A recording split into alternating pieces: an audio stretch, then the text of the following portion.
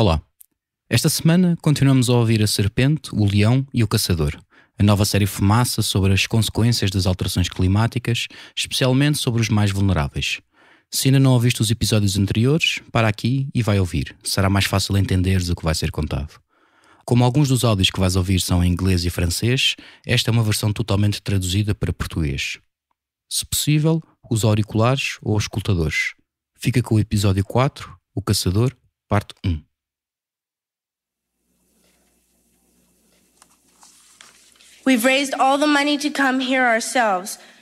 Angariámos todo o dinheiro para virmos cá nós mesmos, percorrer 8.000 quilómetros para vos dizer, adultos, que vocês devem mudar. Eu sou apenas uma criança e não tenho todas as soluções. Eu estou a lutar pelo meu futuro. Perder o meu futuro não é como perder uma eleição ou alguns pontos na bolsa. Na minha vida eu sonhava ver grandes manadas de animais selvagens, selvas e florestas tropicais cheias de pássaros e borboletas. Mas agora pergunto-me se eles existirão para os meus filhos os verem. But now I wonder if they will even exist for my children to see. Junho de 1992, Conferência da Terra, Rio de Janeiro. Uma sala com lugar para delegados de 178 países tem muitas cadeiras vazias. Durante 6 minutos e meio, ouve-se apenas Severin Collins Suzuki, ativista canadiana de 12 anos.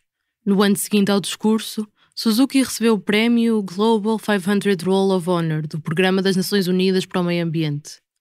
Anos mais tarde, um vídeo com o título The Girl Who Silenced the World for 6 Minutes tornou as suas palavras virais.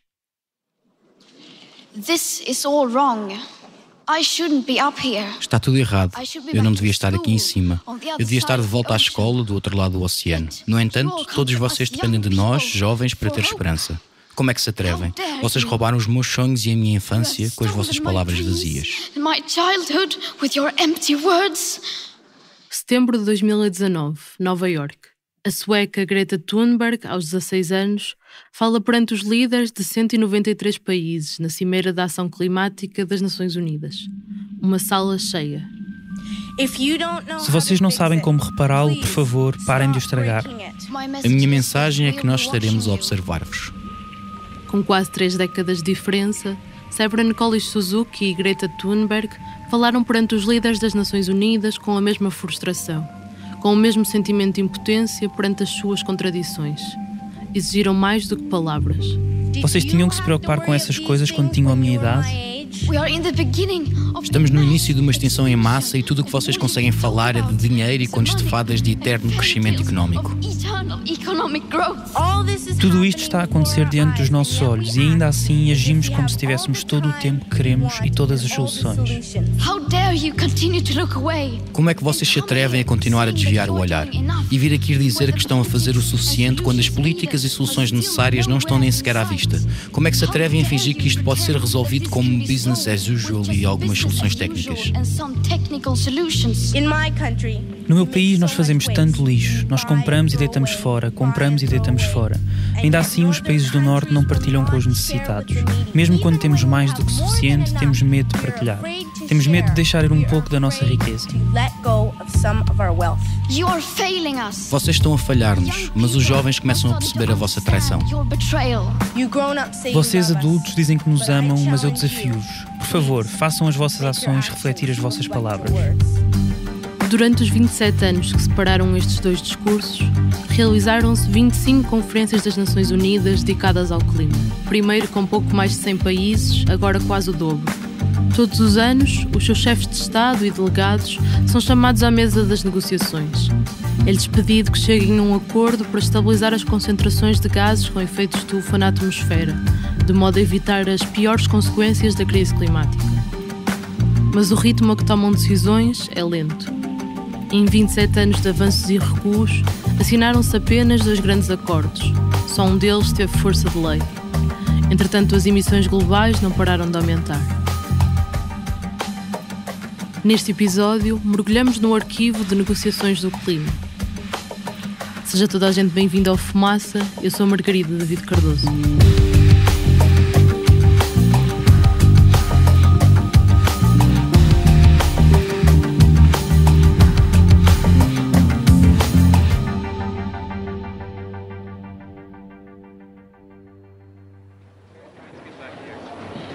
Estocolmo, Suécia, 12 de junho de 1972.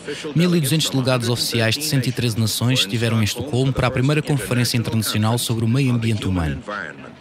Em junho de 1972, um acordo internacional das Nações Unidas assumiu uma nova maneira de pensar a relação com o ambiente. Naquela que a ONU considera a primeira Conferência da Terra, Estados-membros reconheceram pela primeira vez a existência de alterações climáticas provocadas pelas atividades humanas. Pela primeira vez escreveram: chegamos a um momento da história em que devemos orientar os nossos atos em todo o mundo com particular atenção às consequências que podem ter para o ambiente. No primeiro dia, os delegados oficiais reuniram-se na cerimónia de abertura na Royal Opera House, onde, na presença do rei Gustav Adolf, ouviram o secretário-geral das Nações Unidas, Kurt Waldheim. É este mundo que está ameaçado pelo impacto das atividades não planeadas, egoístas e sempre crescentes do homem. Nenhum sistema político nos torna imunes a essa ameaça. Nenhum nível de desenvolvimento económico nos permite escapar. Em Estocolmo, com a ausência da União Soviética, Cuba e vários outros países liderados por governos comunistas, falou-se de desenvolvimento industrial e sustentabilidade, da explosão demográfica numa altura em que a população mundial crescia quase 3% ao ano, de energia nuclear, poluição e chuvas ácidas. Em 1972, a ecologia tornou-se uma palavra política. O clima era interesse apenas para cientistas e ativistas. 16 de junho de 1972, um grupo internacional de jovens reuniu-se hoje para divulgar o que chamam a Competição Mundial para Poluir. Os prémios de poluição automóvel. Medalha para a General Motors, dos Estados Unidos da América. Especial menção desonrosa para a Toyota Motors, do Japão.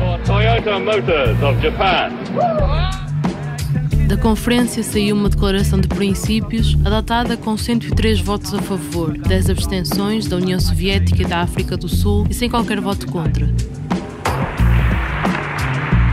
Este documento viria a definir grande parte da ética e os equilíbrios de forças nas discussões globais sobre ambiente e clima até os dias de hoje. Entre outras premissas, que os Estados devem criar mecanismos legais para compensar as vítimas de poluição e de outros danos ambientais que ultrapassam as suas fronteiras. E sintetiza que a maioria dos problemas ambientais nos países em desenvolvimento é provocado pelo seu subdesenvolvimento. A pobreza leva a problemas de saúde, saneamento, poluição. No texto que saiu de Estocolmo, lê-se ainda que os países industrializados teriam que ajudar os países em desenvolvimento a reduzir a diferença entre ambos. Isto para que os mais pobres possam cumprir as suas responsabilidades. Mas as propostas para que se escrevesse sobre a origem da poluição e quem tinha a responsabilidade de a pagar foram retiradas do documento final. Em 1972, a velha divisão entre países ricos e industrializados do Norte e os países pobres e em desenvolvimento do Sul emergiu. Indira Gandhi, primeira-ministra da Índia, chegou hoje para se dirigir à primeira Conferência das Nações Unidas sobre o Meio Ambiente Humano. Países com uma pequena fração da população mundial consomem a maior parte da produção mundial de minerais, combustíveis fósseis e assim por diante. Assim, vemos que, quando se trata de esgotamento de recursos naturais e de poluição ambiental, o aumento de um habitante num país rico, com o seu padrão de vida, é equivalente a um aumento de muitos asiáticos, africanos ou latino-americanos com os seus atuais níveis de vida. At their current material levels of living. Este é Robert S. McNamara, antigo secretário de Defesa dos Estados Unidos da América e então presidente do Banco Mundial. Estamos reunidos nesta Conferência Mundial principalmente porque as provas são agora esmagadoras de que aproximadamente um século de avanço económico muito rápido em todo o mundo contribuiu para um ataque monstruoso à qualidade de vida nos países desenvolvidos. Em 1970, os países em desenvolvimento, com 2 vezes mais habitantes do que os países industrializados, usavam pouco mais de 1/7 da energia produzida no mundo. Segundo um estudo das Nações Unidas da época, um habitante médio da Irlanda, da Nova Zelândia ou dos Estados Unidos consumia quase o dobro das calorias do que uma pessoa na Bolívia, na Somália ou no Equador. A É um facto inescapável que cada indivíduo nos países industrializados utiliza em média 30 vezes mais os recursos limitados da Terra do que o seu semelhante num país em desenvolvimento.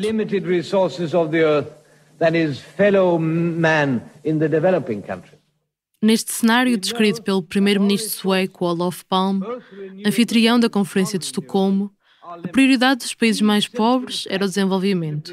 Não existe arquivo em vídeo de todas as declarações, mas estas estão resumidas no relatório da conferência.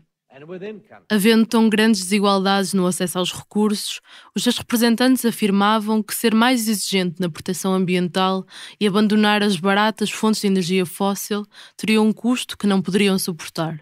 Havia um consenso geral de que não crescimento era inaceitável. Era uma questão de sobrevivência. A única forma de crescer rapidamente é tirar milhões de pessoas da pobreza, como tinham feito um século antes os países que se industrializaram primeiro.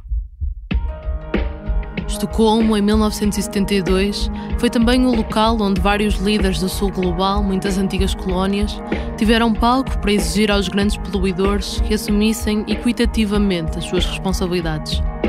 Seria intolerável se os países que criaram os problemas ambientais esperassem que outras pessoas suportassem o custo, disseram. Estas palavras foram ditas há 48 anos. Portugal ainda vivia em ditadura. Faltavam 19 anos para o nascimento da web como um serviço público de internet, os mesmos anos que demoraria a desmoronar-se a União Soviética. Os Estados Unidos e a União Europeia eram desde a Revolução Industrial os principais emissores globais de dióxido de carbono. Em 1970 eram responsáveis por 45% do que era emitido à escala global. E desde então, as emissões mundiais duplicaram. A China tornou-se a maior poluidora em 2005, batendo ano após ano o seu próprio recorde.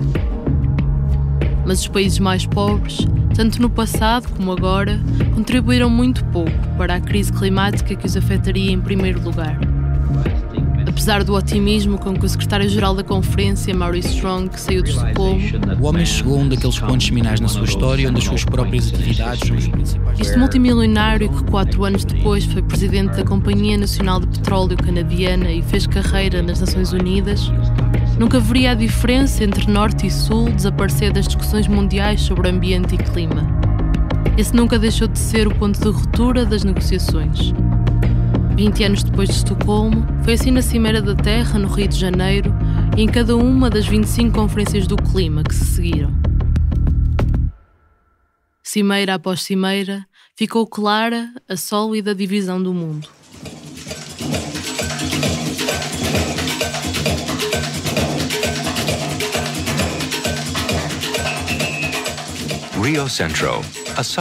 Rio Centro, um subúrbio do Rio de Janeiro. A Conferência das Nações Unidas sobre o Ambiente e Desenvolvimento está prestes a começar. Centenas de diplomatas, ambientalistas e jornalistas chegam ao maior encontro da ONU já realizado. Entre 13 e 14 de junho de 1992, 20 anos depois da Conferência de Estocolmo, líderes de 172 países reuniram-se na segunda maior cidade do Brasil. A democracia no país voltava a ser criança. E a Constituição Federal pós-ditadura militar, assinada em 1988, 4 anos antes, era uma das mais progressistas em matéria de proteção ambiental.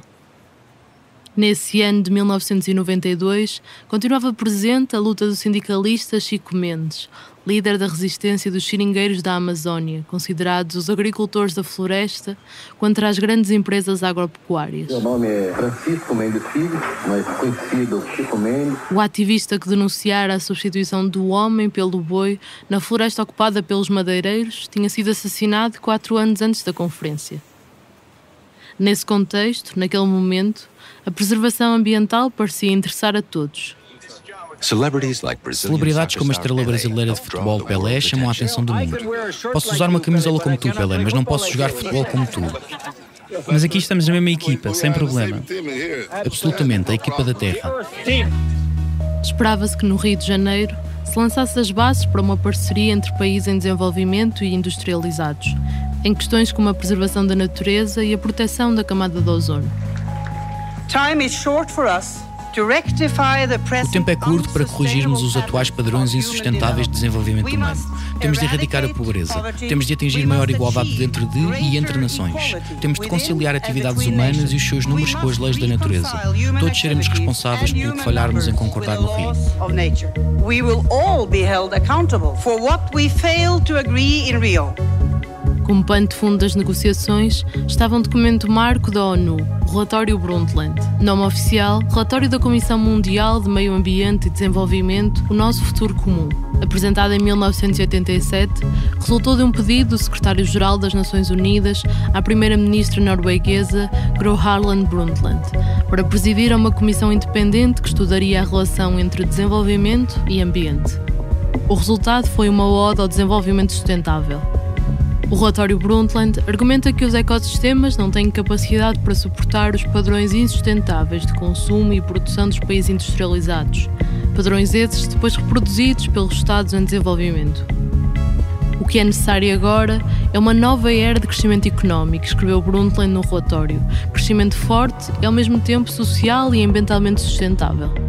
Do you agree with those sentences that would appear in the report?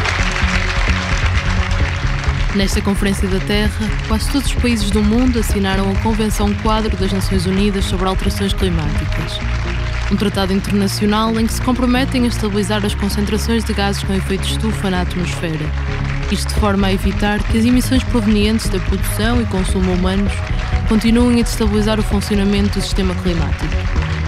Esta convenção é também o motivo por que todos os anos, desde 1995, os 197 países signatários se reúnem numa Conferência das Partes, aquilo que costumamos ouvir chamar de COP, o que não é mais do que o órgão supremo de decisão da Convenção.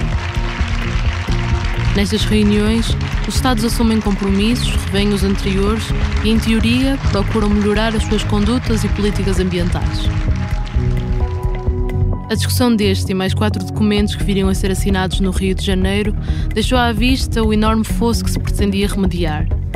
Em cima da mesa estava também a Convenção da Biodiversidade, que exige inventários de todas as espécies vivas para a sua preservação, e 4 documentos sem força de lei. A Declaração de Princípios do Rio, uma declaração que enfatiza a proteção do meio ambiente em todos os aspectos do desenvolvimento económico, a Agenda 21, um plano de ação para redirecionar as economias para o desenvolvimento sustentável, e uma declaração sobre os princípios das florestas, que procura equilibrar o direito soberano dos países a utilizarem as suas florestas com a necessidade de as proteger.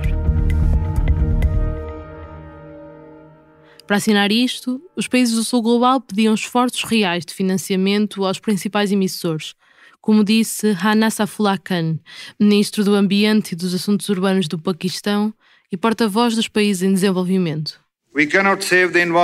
Não podemos salvar o ambiente se os ricos se recusarem a prestar maior ajuda aos pobres e continuarem relutantes em melhorar as condições de comércio. A mesma ideia foi defendida pelo presidente do México, Carlos Salinas de Gortari, e o ministro dos Negócios Estrangeiros da Nigéria, Iken Yachuku. Temos também de estar cientes de que nem todos contribuem de igual forma para a degradação. Portanto, não temos uma participação igual nessa solução.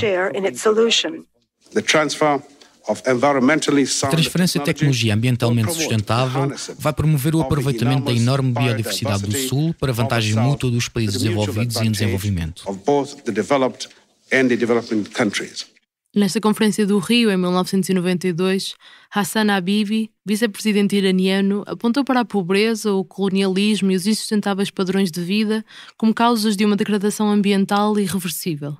Developed countries have utilized in an unproportionate manner. Os países desenvolvidos utilizaram de forma desproporcional os recursos da terra, proporcionando assim ao seu próprio povo uma alta taxa de crescimento e bem-estar às custas da degradação ambiental e da pobreza de outras nações. Uma mudança nos padrões de consumo e produção nos países desenvolvidos é necessária para criar um equilíbrio económico e social entre o Norte e o Sul. In developed countries, it's necessary to create an economic and social balance between the North and the South. Muito poucas declarações no interior da conferência fizeram eco das vozes que, aos milhares, se manifestavam e reuniam do lado de fora. Não há apenas o primeiro e o terceiro mundo. Nós temos o quarto mundo. O quarto mundo são os povos indígenas, são mulheres e crianças. Nós somos as minorias que não têm voz. O tempo em que podias simplesmente dominar as mulheres e a terra passou.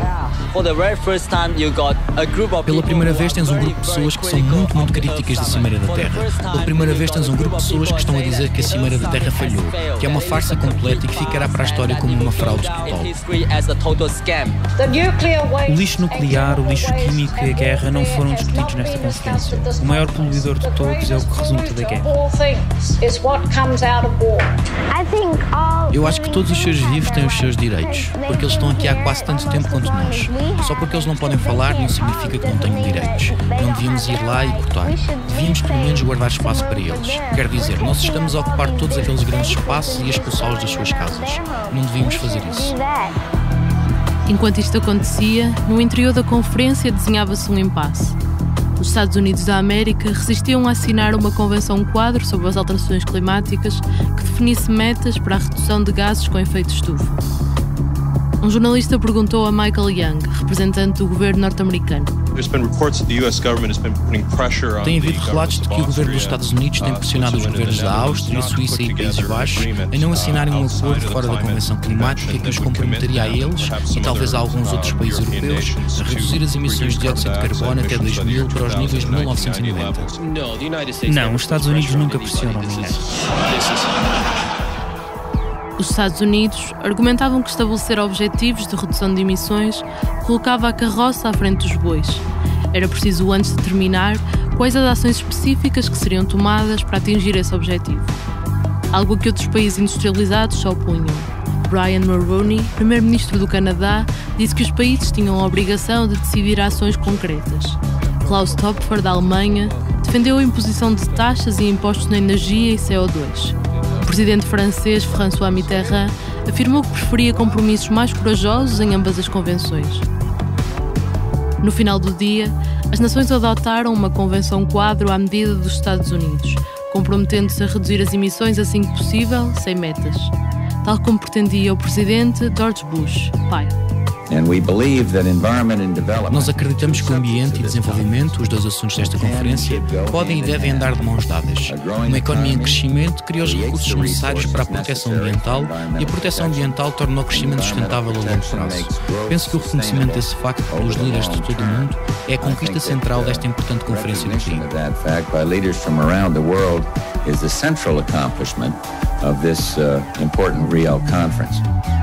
No texto final, os países também definiram 5 princípios que devem orientar as negociações à mesa das COP. 1. O princípio da equidade, que diz que as responsabilidades são comuns, mas diferenciadas. Os esforços devem ter em conta as capacidades de cada nação. Diz a Convenção, e cito, os países desenvolvidos devem assumir a liderança no combate às alterações climáticas. 2. Ter em conta as necessidades e circunstâncias específicas dos países em desenvolvimento, que podem ser desproporcionalmente afetados pela crise climática. 3. A Convenção defende que devem ser aplicadas medidas para antecipar, prevenir ou minimizar as causas das alterações climáticas e mitigar os seus efeitos em todos os setores económicos. Por outro lado, essas medidas, e estou a citar, devem ser rentáveis, a fim de garantir benefícios globais ao menor custo possível. O quarto princípio diz que os países têm direito a desenvolver-se de forma sustentável, acrescentando que o desenvolvimento económico é essencial para lidar com a crise climática. Por último, no quinto princípio, a Convenção diz que as medidas de combate à crise climática não devem interferir com o comércio internacional. Define que as partes devem apoiar o desenvolvimento económico dos mais pobres, mas que as medidas tomadas, e cito, não devem constituir um meio de discriminação arbitrária ou injustificável, ou uma restrição disfarçada ao comércio internacional.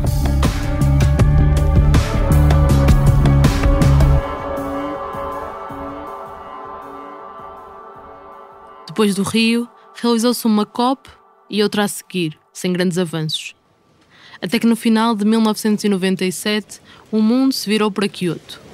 Your Excellencies, distinguished delegates, ladies and gentlemen, it gives me great pleasure to welcome you to the third session of the Conference of the Parties.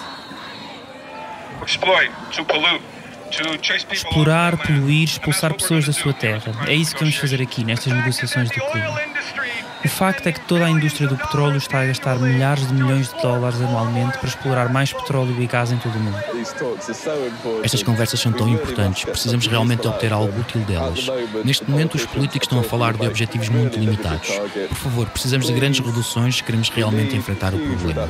Precisamos de mudar o nosso estilo de vida e precisamos que as multinacionais façam campanha ativamente a favor, não contra este tipo de ação. Na antiga capital do Japão, foi adotado o Protocolo de Kyoto, o primeiro e único acordo com força de lei que obriga países desenvolvidos a limitar a libertação de gases com efeito de estufa. Reconhece que são estes que têm a maior responsabilidade na crise climática e capacidade de a mitigar. Recomendamos, por unanimidade, a adoção deste protocolo.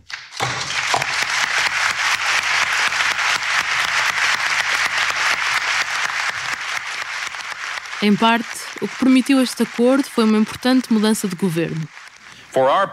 Da nossa parte, os Estados Unidos continuam firmemente comprometidos com uma forte meta vinculativa que irá reduzir as nossas emissões em cerca de 30% em relação ao que de outra forma seriam. Um compromisso tão ou mais forte do que qualquer outro que tenhamos ouvido aqui de qualquer país. Um compromisso do vice-presidente Albert Al Gore, conhecido pelo seu papel ambientalista e autor daquele que é talvez um dos mais famosos livros sobre a crise climática, Uma Verdade Inconveniente, publicado em 2006. Essa promessa foi reforçada pelo chefe de Estado, Bill Clinton. Tenho o prazer de anunciar que hoje, em Nova Iorque, os Estados Unidos vão assinar o Protocolo de Kyoto. Ainda existem desafios difíceis, especialmente com os países em desenvolvimento. É essencial que eles participem de forma significativa se quisermos realmente enfrentar este problema. O passo seguinte passou por convencer um número de governos a ratificar o documento e vertê-lo na lei nacional. Apesar do otimismo criado pelos líderes mundiais no Japão, este processo demorou 8 anos. O acordo só entrou em vigor em 2005, ratificado por quase 160 países. Comprometeu 38 nações industrializadas a reduzir entre 2008 e 2012, o primeiro período de compromisso, pelo menos 5% das suas emissões em relação aos níveis de 1990. A União Europeia comprometeu-se com uma redução de 8%, repartindo os esforços pelos seus, à época, 15 Estados-membros. O resultado da Conferência de Kyoto é bem modesto e reflete o peso dos países ricos. Eles poluem a atmosfera mais do que devem e vão reduzir a emissão de gases venenosos menos do que podem.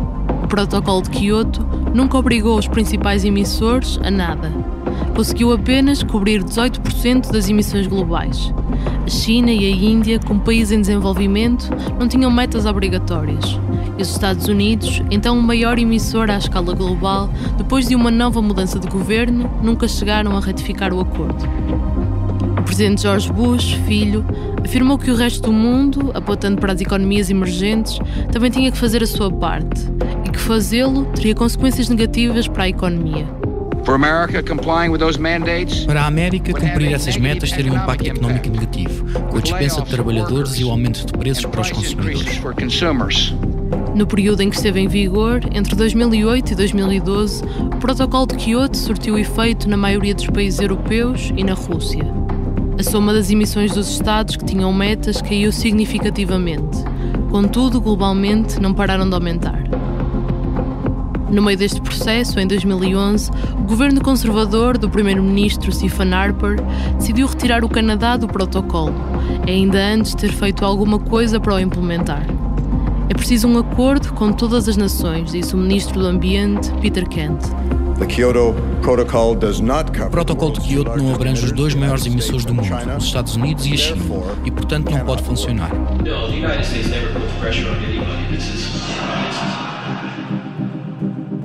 Depois do Protocolo de Kyoto, as metas do clima eram uma página em branco.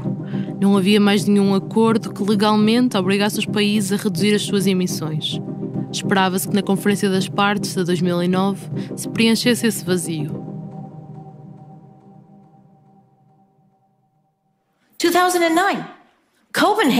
2009, Copenhaga. Quem se lembra de Copenhaga? Bem, depois de anos a trabalhar com vista a um acordo climático, os mesmos governos reuniram-se em Copenhaga e falharam miseravelmente.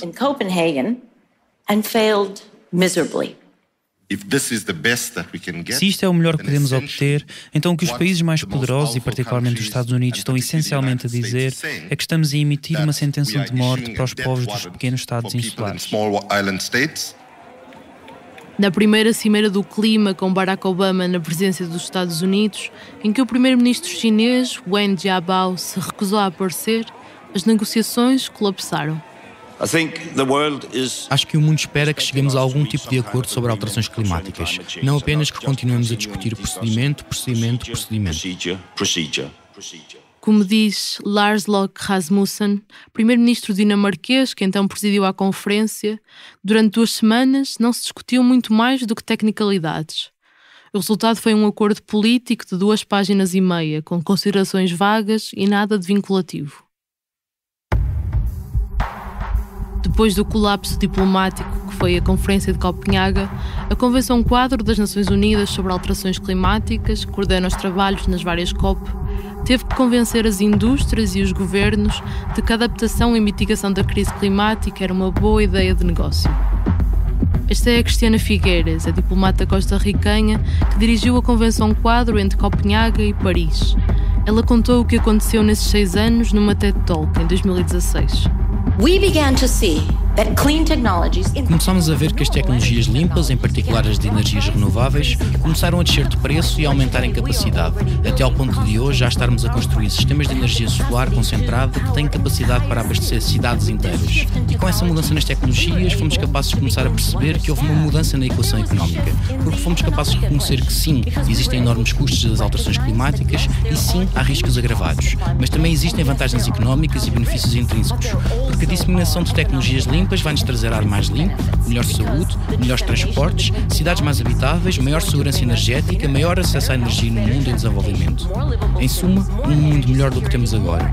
E entendendo isso, vocês deveriam ter testemunhado a disseminação de criatividade e entusiasmo que passou, primeiro pelos governos não nacionais, pelo setor privado, pelos líderes das indústrias, pelas companhias de seguros, pelos investidores, pelos líderes de cidades, pelas comunidades religiosas, porque todos começaram a entender que isto pode ser realmente do seu interesse, e não foram apenas os suspeitos do costume. Tenho que dizer-vos que o diretor executivo de uma grande companhia petrolífera veio ter comigo e disse, em privado, claro, que ele não sabia como ia mudar a sua empresa, mas que ia mudá-la, porque ele está interessado na viabilidade a longo prazo. Com isto, com o apoio mais alargado de todos, não demorou muito tempo até vermos os governos nacionais acordar para o facto que isto era do seu interesse nacional. How he was going to change his company, but he is going to change it because he's interested in long-term viability. With that, with broader support from everyone, it did not take very long before we saw that national governments woke up to the fact that this is in their national interests. É assim que chegamos a Paris, 2015, a 21ª COP.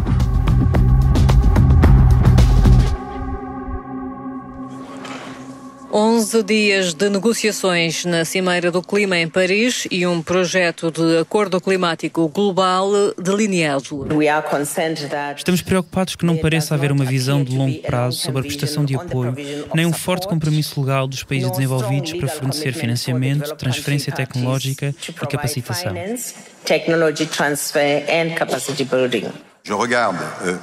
Observo a sala, vejo que a reação é positiva, não ouço objeções. O Acordo de Paris para o Clima foi aceito. A 12 de dezembro de 2015, o ministro dos Negócios Estrangeiros francês, Laurent Fabius, anunciou um acordo histórico, aclamado por uma Assembleia de 195 países. Pela primeira vez, um tratado internacional envolvia todos os Estados-membros da ONU num esforço coletivo para tentar conter a subida da temperatura do planeta. Confirma o nosso objetivo central, vital mesmo, de conter o aumento da temperatura média bem abaixo dos 2 graus e de nos esforçarmos para limitar esse aumento a 1,5 graus Celsius. E de se esforçar de limitar essa aumentação a 1,5 degré. Por causa das atividades humanas, a temperatura média do planeta está hoje entre 1 e 1,2 graus Celsius, mais quente do que no período pré-industrial. 1850 é o ano que serve de referência para os cientistas. De Paris, saiu um acordo internacional para impedir que aumentasse muito mais.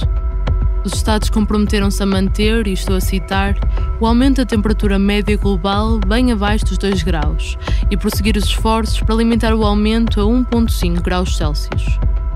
Como? Cada Estado disse até onde queria ir na redução das suas emissões e prometeu cumpri-lo.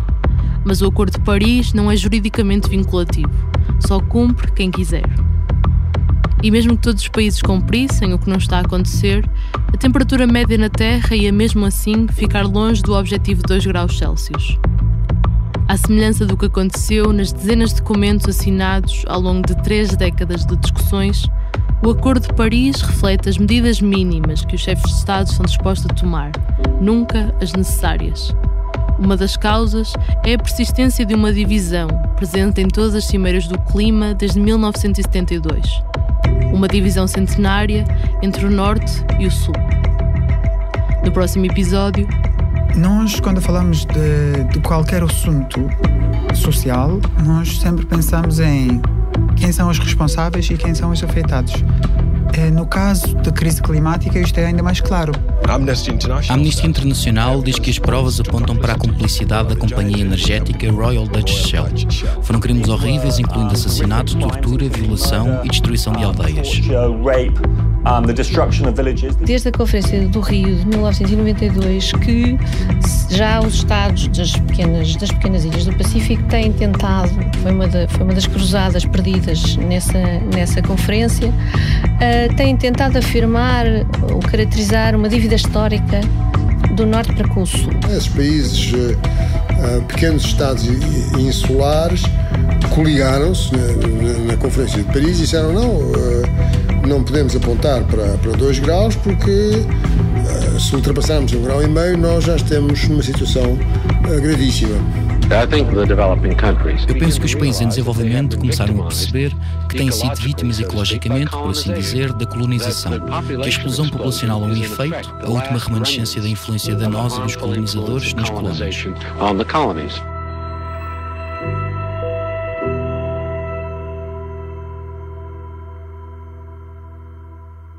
Este episódio foi escrito pela Margarida David Cardoso, o Ricardo Esteves Ribeiro fez a edição, eu, Bernardo Afonso, fiz a banda sonora original, edição de som e sound design.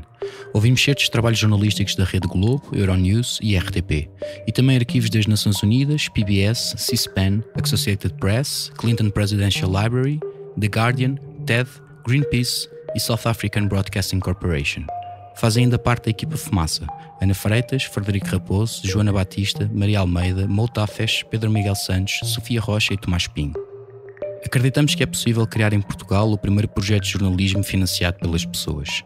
Se pensas o mesmo, apoia-nos, para que continuemos a ouvir as vozes que costumam ficar caladas, para que continuemos a contar as histórias que precisam de ser contadas. Considera tornar-te apoiante em fumaca.pt/contribuir. Até já!